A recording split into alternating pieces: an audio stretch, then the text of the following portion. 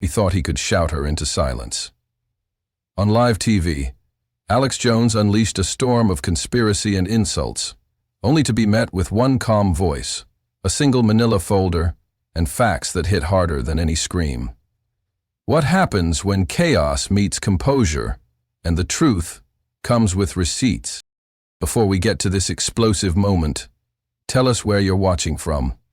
And if you believe truth still matters, hit subscribe. We've got another jaw-dropping story coming tomorrow. The lights of the studio pulsed red, white, and blue.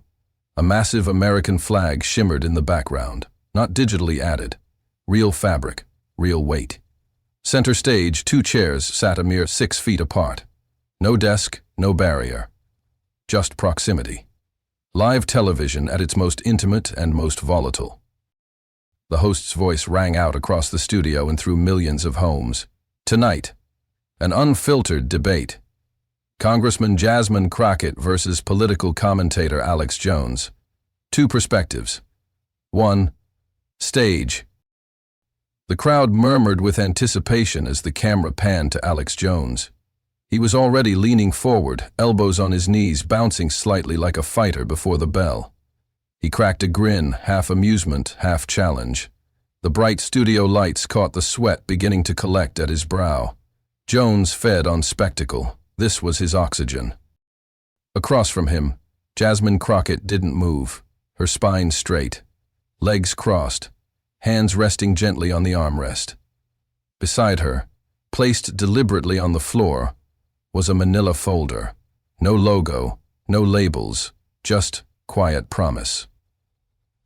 She didn't smile. She didn't flinch. She waited. Without any invitation, Jones dove in. "You people have been lying to America for years," he barked, his voice raw with actuation. "You sit there with your polished speeches and fake outrage, while real Americans are dying from the lies you keep feeding them." Yeah, there were gasps.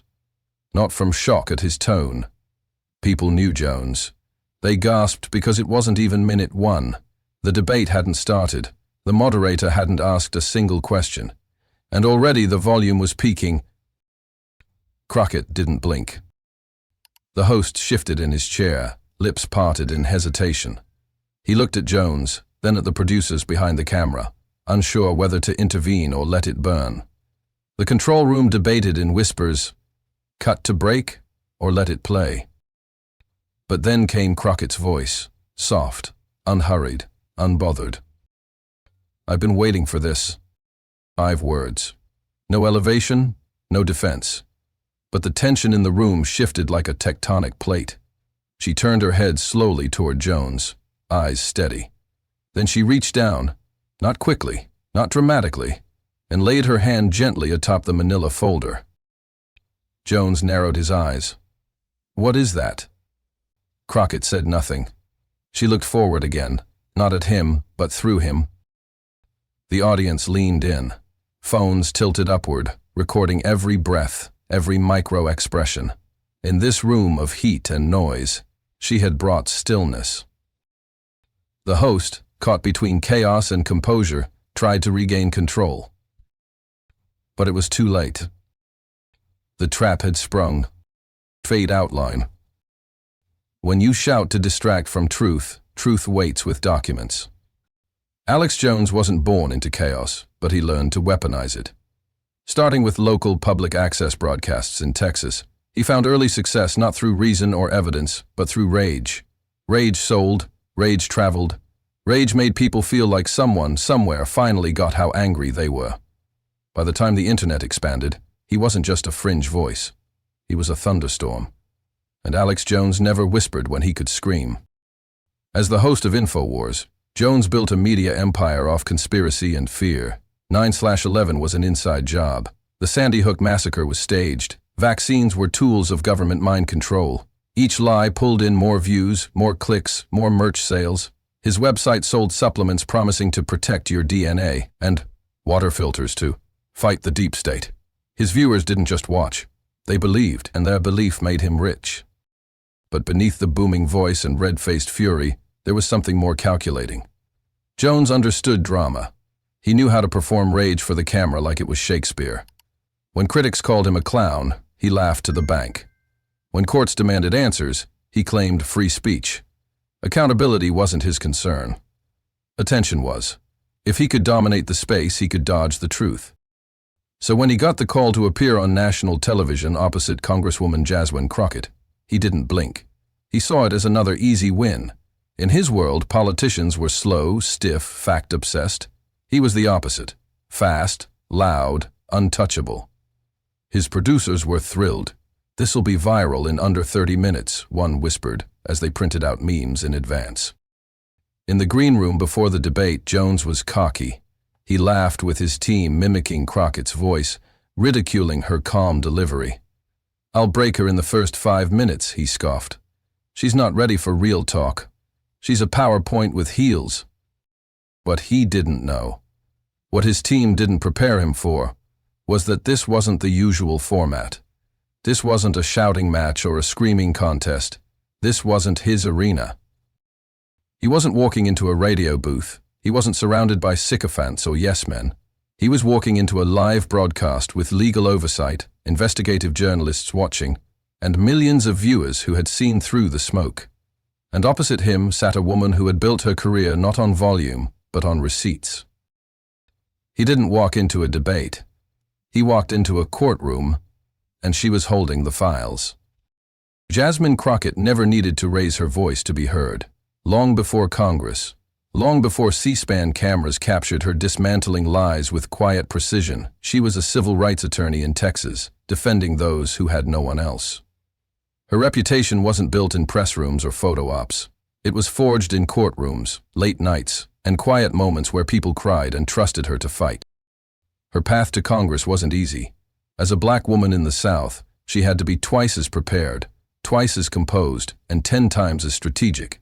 But that pressure didn't bend her. It sharpened her. Crockett built her identity around discipline, control, and truth. While others grandstanded, she listened. She was the person you didn't see coming until she opened the folder and changed the conversation. What brought her to this debate with Alex Jones wasn't ambition. It was pain. Years earlier, she had watched in horror as Jones' media machine spread lies about a natural disaster in her district, accusing victims of faking injuries to get government aid. One of her constituents, a mother of 3, became the target of online harassment after Jones named her on air. Her children were bullied at school. Their home address was leaked. Crockett was the one who helped the mother file restraining orders. She held the woman's hand as she wept in court. That day didn't go viral. It didn't get interviews, but it changed Jasmine Crockett. So when the opportunity arose to face Jones in a nationally televised forum, she didn't hesitate. She didn't do it for herself. She did it for that mother and every other victim of weaponized lies masquerading as truth. She assembled a war chest of evidence: government records, court documents, video clips, sworn affidavits, cross-referenced, co-coded, and chronologically tabbed. Her team knew she didn't want zingers. She wanted clarity. "Let the evidence speak," she told them the night before.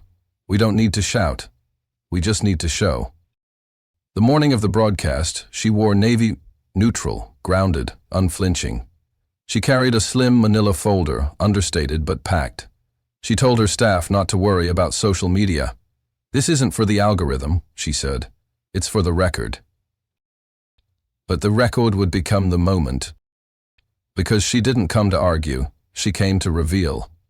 The lights hit hard under the studio ceiling, but Alex Jones seemed to bask in them. He leaned forward in his chair like a predator inches from prey.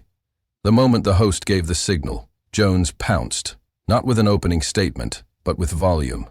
"You're part of the machine," he boomed, jabbing a finger across the narrow space toward Congresswoman Jasmine.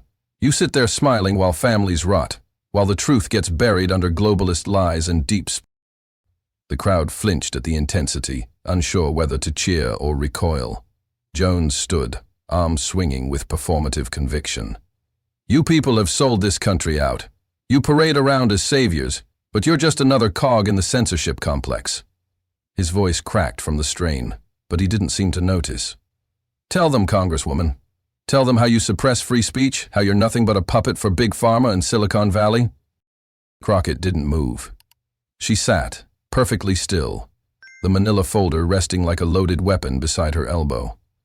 She made a single note on a small yellow pad in front of her. Then she sipped her water, slowly. Her expression didn't change. No smirk, no scowl, just an eerie calm that spread wider with each second of silence. Jones, sensing the absence of confrontation, grew louder. "Don't sit there pretending you're above this. You've attacked me for years. You've pushed lies. You're what's wrong with this country." He turned to the audience. "She thinks being quiet makes her righteous. It makes her complicit." The host shifted uncomfortably, glancing toward the producers. It was clear no one expected the temperature to spike this fast. The format was supposed to be a debate, a back and forth, maybe a few heated exchanges, but this felt like a one-man performance, except the audience wasn't applauding. Still, Crockett didn't move. She didn't answer. She didn't blink. Her stillness began to unnerve even Jones. He narrowed his eyes, trying to gauge her angle. He was used to pushback, not composure. She was supposed to react, to flinch, to talk over him, to give him the chaos he knew how to control. But she gave him nothing. He tried again, this time mocking. "Oh, I forgot. You're the quiet type, huh? Calm while the country burns?" He waved a hand like brushing off dust. "Maybe you're scared to talk because you know what's coming." Still, silence. Finally, Crockett set her pen down and met his eyes. She leaned forward just enough to close the space between their words and her truth. "Are you done, Mr. Jones?" she asked. Not a raised voice, not a hint of anger. Just 6 words, dropped like a stone into still water. The room went silent. Not out of respect, but awe. The sound of a ticking clock in the control booth could have echoed across the floor. Jones froze for a split second. He had hurled a storm, expecting a storm back. But Crockett had other plans. Crockett didn't look away as she reached for the manila folder. The gesture was slow, deliberate, and surgical. Less a response to Jones and more a signal to the room. It was time to shift from noise to truth. She opened it with quiet precision and pulled out a single sheet of paper, holding it like evidence in a courtroom. "You said earlier," she began, her voice steady and low, "that I've been pushing lies and suppressing truth. Let's examine that." She held the sheet up briefly, then read. October 4th, 2019. Internal memo, InfoWars headquarters. The subject line, "Use crisis language for daily openers. Fear gets clicks." Signed by one of your producers. Would you like to deny that memo exists? Jones flinched. That's out of context. But Crockett didn't pause. She placed the first document down and pulled another. Here's an email dated January 12, 2020. Your staff discussing keyword strategies to tie unrelated flu deaths to immigrant communities in sanctuary cities. The quote reads, "Let's ride the panic curve." Immigrants make people click. Gasps rippled across the audience. "You didn't stumble into lies," she said, flipping the document onto the desk with a soft thud. "You manufactured them." Jones stood abruptly. "This is a smear job. These are private documents." Crockett tilted her head. "So, they're real?" He didn't answer. She continued. "Court filing from the Sandy Hook trial.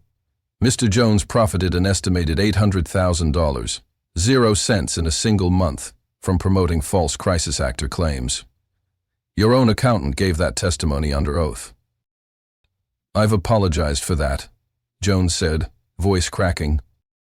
"And yet," Crockett replied, flipping to the next paper, "here's a video transcript from just last year. Your voice, your show, mocking those same families again. You called them, quote, professional mourners living off liberal sympathy." Jones paced. "You're cherry-picking." Crockett didn't flinch. "I'm quoting." The folder was far from empty. She reached for another set of pages, highlighted sections, color-coded tabs, documents, not insults. I brought this folder because I expected noise, she said, but I came with facts. Jones tried to wave her off. This is staged. The deep state gave you this stuff. Crockett looked directly at him. These documents came from court records, from your deposition, from your own legal team's filings. You called them fake, but these are your words, your memos, your voice, and your profit. She laid the final sheet down in front of her, then looked up. You keep shouting about freedom, but you sold fear. You built a business on trauma, and every time you yelled conspiracy, someone somewhere believed it, and someone else got hurt. Jones's mouth opened, but no sound came. You didn't just mislead, she said softly. You monetized misinformation. You turned pain into clicks. And then, the line that hung in the air like a gavel dropping. You didn't stumble into lies. You printed them for profit. The room didn't applaud. It didn't gasp. It just held its breath. Because Crockett wasn't debating. She was testifying. The moment Crockett laid down the final document, something shifted. Not just in the studio, but in Jones. His face, already flushed, now burned crimson. The confidence that had powered his opening monologue cracked at the edges. His jaw tightened. His hands, once theatrically sweeping through the air, now balled into trembling fists. This is entrapment, he shouted suddenly, voice raw. This is a hit job by the liberal machine. You're not even answering my questions. Crockett didn't move.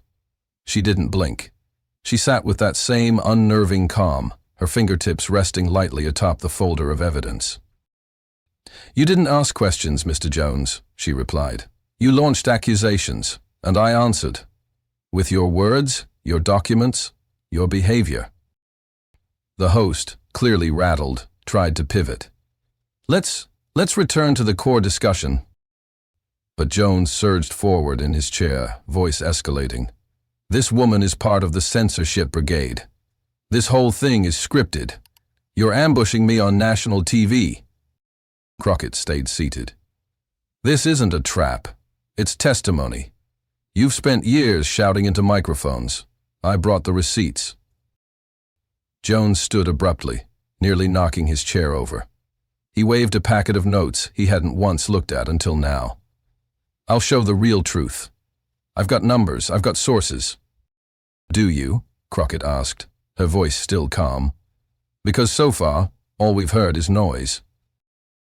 The audience, which had been stunned into silence, shifted. It wasn't loud, just subtle. A breath, a weight moving. Jones stepped toward the center of the stage, jabbing his finger at the camera. Don't let her lie to you. She's part of the corruption. She's not even answering me. Crockett leaned forward slightly, not to shout, but to lower her voice. When you yell over people, you're not debating, you're drowning. I don't need to outshout you. I just need to hold the mirror steady. The words struck like a gavel. Jones's eyes widened. He shook his head, now spiraling. You think I'm scared of your papers, of your little act? I've survived worse than this. Crockett closed the folder and placed it gently on her lap. You've survived accountability, Mr. Jones. That ends tonight. Jones turned to the host, desperate. You let this happen. This is a setup. This isn't journalism. It's a trap. Host tried again. Alex, we're live. Please, let's. But Jones wasn't listening. He was pacing now, ranting, sweat shining under the lights. Crockett sat motionless. He screamed, I cited. The difference is, I came here for the truth. Jones turned one last time, fists clenched, mouth open, ready to launch another volley. But the moment had already passed. And the room, once captivated by spectacle, now leaned toward silence. Because for the first time, the audience wasn't asking, What will he say next? They were asking, why is she the only one making sense? The clip hit the internet like a thunderclap. 1 second, Alex Jones was shouting about conspiracies and deep state plots. The next, Jasmine Crockett calmly opened a tabbed folder, flipped to a page, and read his own words back to him. No yelling, no insults, just receipts, spoken with the precision of a courtroom veteran. Within hours, hashtags flooded every platform. Crockett crushed him. What started as a live broadcast turned into a viral moment of reckoning. On TikTok, creators stitched together their reactions. One teacher stood in front of her class with the clip paused on the frame of Crockett flipping the folder open. "This," she said, "is how you debate with dignity." Middle schoolers posted duets with Crockett's takedown layered over soft piano music. College students reenacted the moment in mock trials and speech team warm-ups. One skit showed Crockett as a Marvel-style superhero, slapping down misinformation with a folder full of truth. Within a day, Etsy shops exploded with merch. T-shirts read, "The Folder Won." Mugs said, "Receipts, not rage." Pins and hoodies featured Crockett's calm face and the line, "This is your context." But it wasn't just about the memes. Civil rights organizations responded with solemn pride. The Southern Poverty Law Center released a statement calling the confrontation a modern media reckoning with deep historical roots. Black civic leaders pointed out the pattern. Loud white men using chaos to silence women of color, and praised Crockett for flipping the script.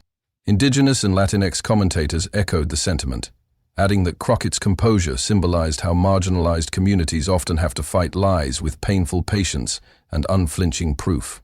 On YouTube, a rising black historian posted a breakdown of the moment, tracing Crockett's approach back to courtroom strategies used by Thurgood Marshall. "She didn't shout him down," he said. "She fact-checked him into silence." Barbershops and church pews became echo chambers of the moment. Pastors preached sermons about truth being louder than noise.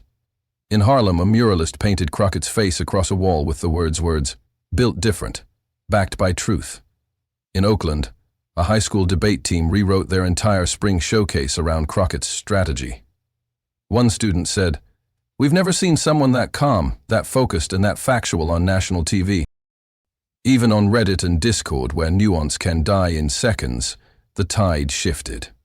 Subreddits that normally roasted political figures lit up with praise. "I came here to mock both sides," one user wrote, "but I left watching that folder flip on repeat."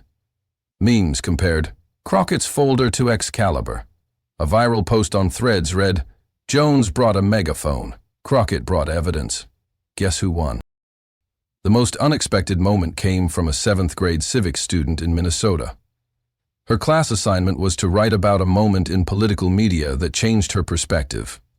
Her essay read, "I used to think debates were just people yelling. Then I saw a woman open a folder, stay calm and still win. She didn't humiliate him. She held up the truth and let him do that himself. That's not just smart. That's brave." The essay went viral. It was shared by Ava DuVernay, Barack Obama, and Viola Davis. Crockett herself reposted it with 3 words, "This is everything." It was no longer just a political exchange. It had become a cultural timestamp, a reckoning between chaos and clarity, volume and truth, spectacle and substance. And the message was clear. America wasn't just watching. America was choosing. The morning after the confrontation, television producers across the country scrambled. The clip had already amassed 42 million views on TikTok and another 19 million on X. Editors dropped scheduled coverage. Anchors rewrote openers. "We begin tonight with the viral showdown between Congresswoman Jasmine Crockett and Alex Jones," declared MSNBC's lead host, calling it the masterclass in calm. The network rolled the footage with minimal edits, pausing for commentary from legal analysts who confirmed every document she cited matches existing court filings. This wasn't performance. It was prosecution. CNN followed with a primetime special titled Receipts Over Rage. Former federal prosecutors dissected the folder tab system Crockett used, explaining how each quote was highlighted, time-stamped, and cross-referenced with financial disclosures. A media ethicist called it the most precise televised takedown of misinformation in modern American politics. NBC's Meet the Press ran a segment on Crockett's debate style, contrasting her factual method with the emotional bombast that usually dominates political TV. The host summed it up with one line: "She didn't play the game, she rewrote the rules." But Fox News was a war zone. Some hosts defended Jones, claiming he'd been ambushed. One commentator screamed that Crockett was weaponizing bureaucracy against free speech, yet others broke ranks. A well-known Fox legal analyst said, "I don't care how loud you talk. If someone brings receipts and you crumble, that's not a setup. That's exposure." Social media lit up with screenshots from the split coverage. One viral tweet read, "Frankenstein reacting to the monster." Meanwhile, editorials dropped fast and hard. The Washington Post ran with, "The folder heard round the world." The Atlantic published a 2,000-word essay titled "The Night Calm Beat Chaos," calling the moment a shift in how America consumes truth. Rolling Stone's headline was blunt: "Jasmine Crockett just gave the internet its new hero." Even the Wall Street Journal, typically neutral in tone, admitted the confrontation exposed more than Jones. It exposed the media ecosystem that enabled him. Jones, desperate to reclaim the narrative, took to his own platforms. He live-streamed from his bunker-styled studio, ranting for 2 hours straight about deep state ambushes and media manipulation. But the damage was done. Clips from his meltdown circulated with captions like, "Same volume, no credibility." One journalist joked, "You can't unflip the folder." The internet didn't take sides. It took screenshots. Side-by-side images dominated Instagram. Jones shouting with veins bulging, Viz Crockett calmly flipping a page. YouTube compilations contrasted his rants with her receipts. A tech channel with 8 million subscribers did a breakdown of her evidence, labeling it the most organized truth bomb of the decade. Memes flew. One popular format labeled Jones "the noise" and Crockett "the signal." A reaction video by a Korean law professor went subtitled in over 30 languages. It ended with the line, "This is how you defend democracy without raising your voice." The New York Times Operamity called it a return to dignity.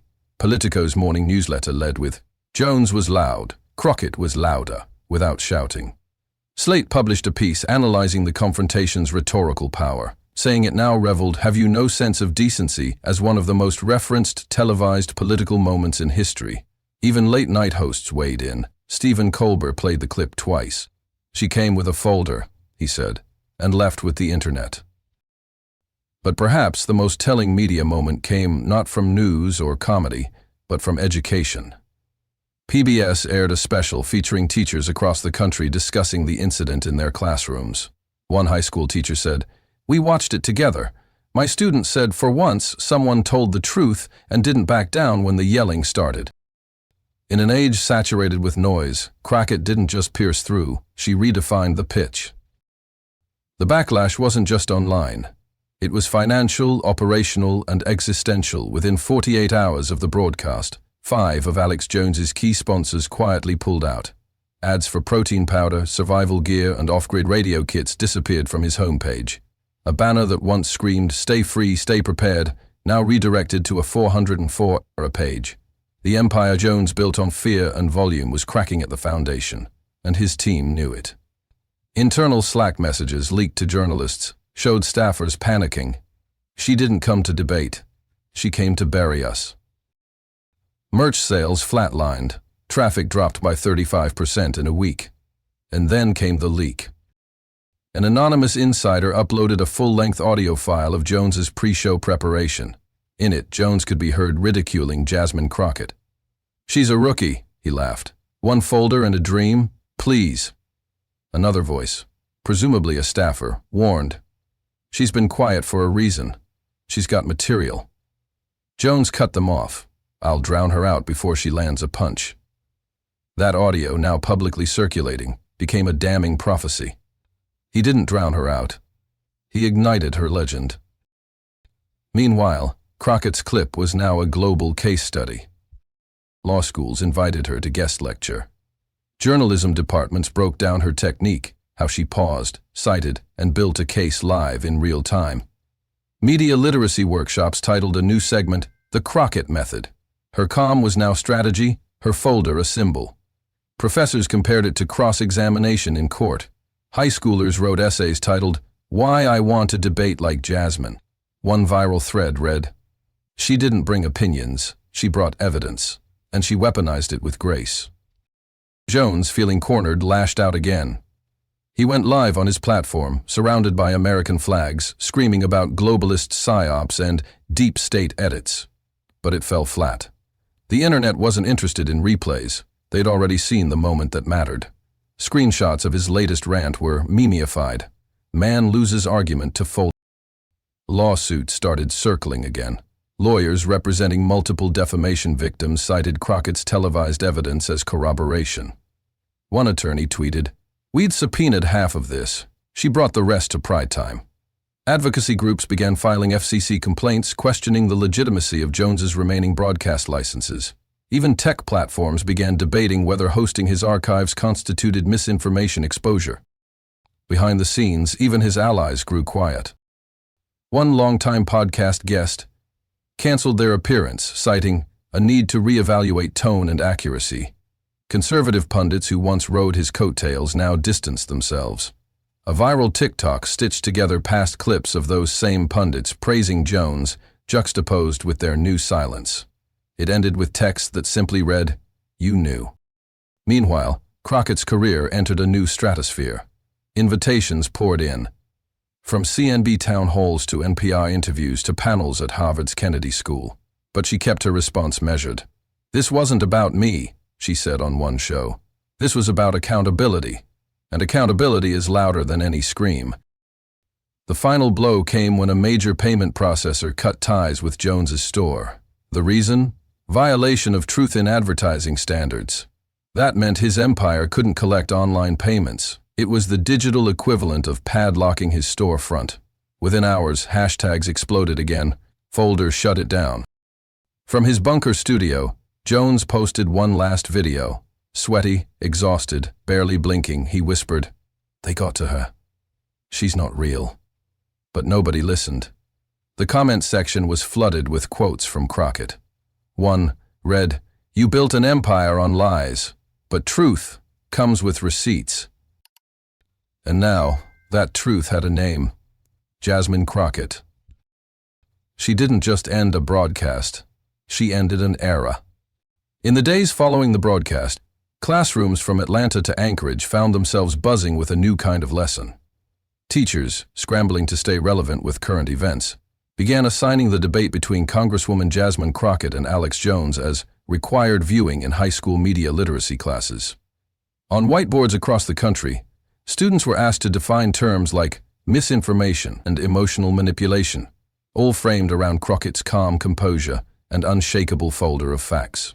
TikTok dubbed it the folder battle, with Gen Z remixing her precise tab flips into slow-motion, cinematic clips with orchestral scores. For a generation raised in chaos, Crockett's restraint felt like rebellion. One 10th grade student in Illinois, Maya Hernandez, submitted an essay titled, Crockett Taught Us What Leadership Looks Like. Her teacher posted it online. It went viral. In the essay, Maya wrote, She didn't yell. She didn't insult. She didn't roll her eyes. She just opened a folder and exposed the lie. That's the kind of adult I want to become. Overnight, the essay was shared by educators, public figures, and journalists. Some called it the clearest explanation yet of why Crockett's performance mattered, not just politically, but generationally.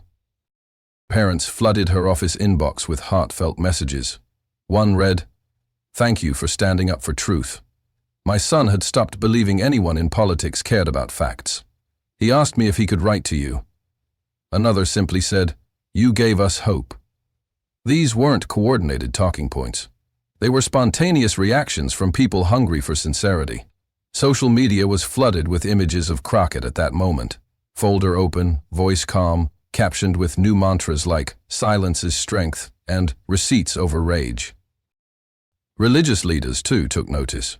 In black churches, Southern Baptist sermons, and even Unitarian chapels, ministers invoked Crockett's words. One pastor in South Carolina told his congregation, "Silence is golden, but evidence is platinum." And that woman came carrying platinum. In synagogues and mosques, faith leaders linked her performance to scriptural concepts of truth, humility, and justice. Her restraint wasn't seen as weakness. It was seen as righteous discipline. She didn't strike with noise, one imam said. She struck with proof. Colleges began inviting her to speak. Harvard, Morehouse, UCLA. Journalism professors cited her strategy as a modern masterclass in public accountability. Debate coaches rewrote curriculum around it. Media literacy panels played side-by-side comparisons of her stillness and Jones's hysteria. She didn't just spark commentary. She defined the standard. Crockett wasn't just a trending topic. She became a cultural North Star for an America desperate to reclaim dignity in public discourse. She didn't just trend, she transformed. If the cultural impact was immediate, the political consequences hit just as hard, but more strategically. Within 48 hours of the broadcast, the Democratic National Committee had turned Crockett's folder drop into the centerpiece of its digital fundraising campaign. A 5-second clip, her calmly stating, "These are your words, Mr. Jones," became the banner on fundraising emails with the subject line, "Truth Still Matters." Contributions surged by 37% in 3 days, with donors citing her performance as a moment that restored their belief in fighting disinformation with dignity. The Republican Party was less coordinated in its response. Some high-profile conservatives raced to distance themselves from Jones. Fox News anchors began shifting tone, referring to Jones as controversial or under legal scrutiny instead of independent journalists. Behind the scenes, GOP strategists worried about the fallout not just from Jones's exposed disinformation empire, but from the optics of Crockett's grace under pressure. She didn't attack the right. She dismantled a tactic. A new whisper campaign emerged from swing state operatives. She didn't just act like a congresswoman. She looked like a vice president. Political podcasts floated the idea openly. Was Crockett being vetted?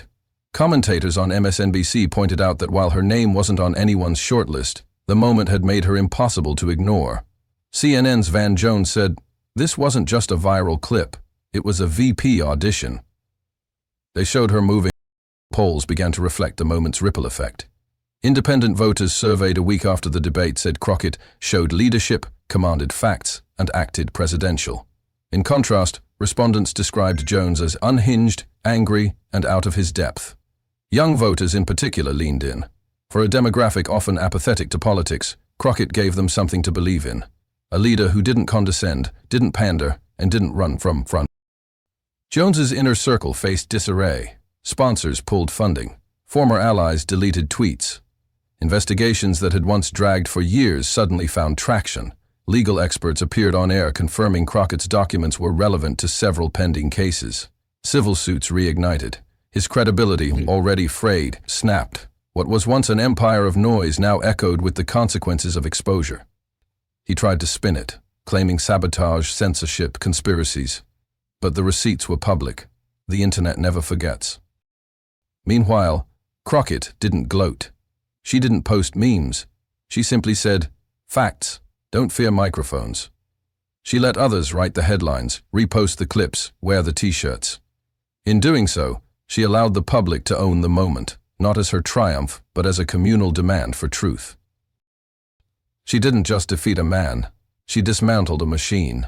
It started as a debate, but what unfolded was a dismantling. What America witnessed that night wasn't just a clash of ideologies. It was a collapse in real time. One man shouted himself hoarse trying to drown the truth.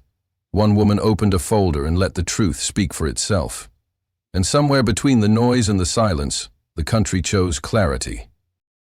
The image will stay with us.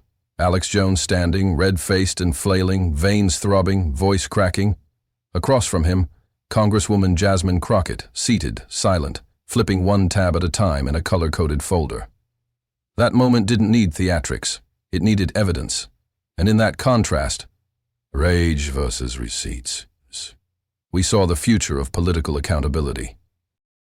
Because in an era where microphones are louder than integrity and falsehoods get algorithmic boosts, the greatest resistance isn't shouting back. It's showing up with proof.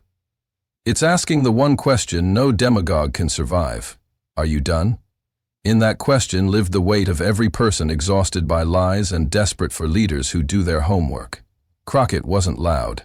She was precise, and in that precision, millions found their voice. So now we ask you, what matters more in the end? Volume or veracity? Who do you trust in the storm? The man screaming about shadows, or the woman quietly pointing at the receipts? This wasn't just about Crockett or Jones. It was about all of us. What we reward, what we reject, what kind of discourse we believe still matters. If you believe the era of misinformation needs to end, and that facts still have a place in the American conversation, then subscribe and stay with us.